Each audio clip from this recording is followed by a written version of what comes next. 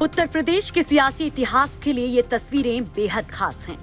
खास है ये पल बीजेपी के लिए, खास है ये पल योगी आदित्यनाथ के लिए, खास है ये पल बीजेपी के राजनीतिक चाणक्य के लिए। लखनऊ के लोक भवन पर निगाहें टिकी हुई थी हर एक कार्यकर्ता की, सूबे की जनता की, जहां होना था ऐलान कि फिर से योगी थामेंगे सूबे की कमान। हाँ, ये जरूर था कि ये तय था, बस औपचारिकता भर बाकी था।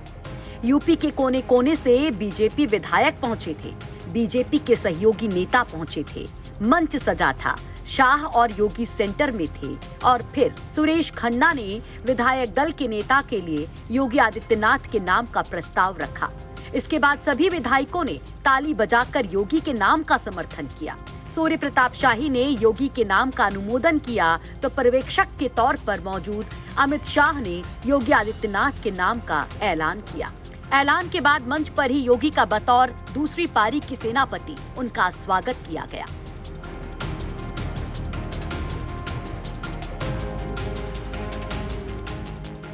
ऐलान हो गया था, योगी ने भी अपना आभार व्यक्त किया।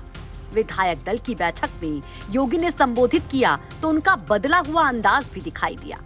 उनके निशाने पर वही विरोधी थे, लेकिन शब्दों में वो तल्खी नहीं, मुद्दे भी वही थे, लेकिन वो धार नहीं। योगी के संबोधन में वो बड़े सधे हुए नजर आते हैं। वो विधायकों को टीम वर्क की सलाह दे जाते हैं तो खुद से ही खुद के कंपटीशन की बात कह जाते हैं। जो अपेक्षाएं उत्तर प्रदेश की जनता जनार्दन की हैं, उन अपेक्षाओं पर, उन आकांक्षाओं की पूर्ति करने के लिए हम सबको प्राणपण से जुट करके काम करना होगा, मिलकर के कार्य करना होगा, एक टीम वर्क के रूप में काम करना होगा, मिलकर के एक सेवक के रूप में। एक देश के अंदर आदरणीय प्रधानमंत्री जी ने जो बात कही कि हमारी भूमिका एक सेवक की होनी चाहिए। हम शासन में आते हैं, मालिक बनने की भूल कभी न करें। एक सेवक के रूप में बहुत है, हम उस व्यवस्था के कस्टोडियन के रूप में हमारी भूमिका होनी चाहिए। और इन सभी को जब हम आगे लेकर के चलते हैं तो स्वाभाविक रूप से हम सबके सामने प्रतिस्पर्धा पहले कुशासन से सुशासन के लिए था, अब सुशासन को और भी सुदृढ़ करने की दिशा में अगला हमारा कदम क्या होना चाहिए, स्वयं से हमारी प्रतिस्पर्धा प्रारंभ होगी।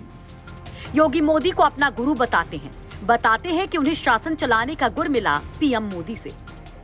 तो मुझ पर विश्वास किया है पार्टी ने 2017 में, तब तो मैं विधायक भी नहीं था, एक सामान्य सांसद था, मेरे पास कोई प्रशासनिक अनुभव नहीं था, मैं शासन के किसी भी दायित्व का तब तक निर्वहन नहीं किया था। लेकिन एक अभिभावक के रूप में आदरणीय प्रधानमंत्री जी ने, आदरणीय गृह मंत्री जी ने, उस समय राष्ट्रीय अध्यक्ष के रूप में एक एक शासन की सुशासन के बारे में, कैसे हमें इस अभियान को आगे बढ़ाना है, उस अभियान को आगे बढ़ा करके पूरी प्रतिबद्धता के साथ उत्तर प्रदेश जैसे राज्य में सुरक्षा की कोई बात करे, कानून का राज हो इसकी बात करे, उत्तर प्रदेश के लोगों के लिए एक सपना था।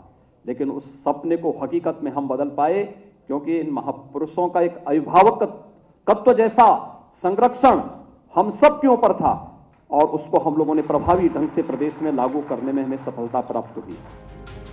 योगी सबके साथ सबके विकास की बात कहते हैं। हाँ, परिवारवाद और जातिवाद के आड़े वो अखिलेश पर हमला भी कर जाते हैं।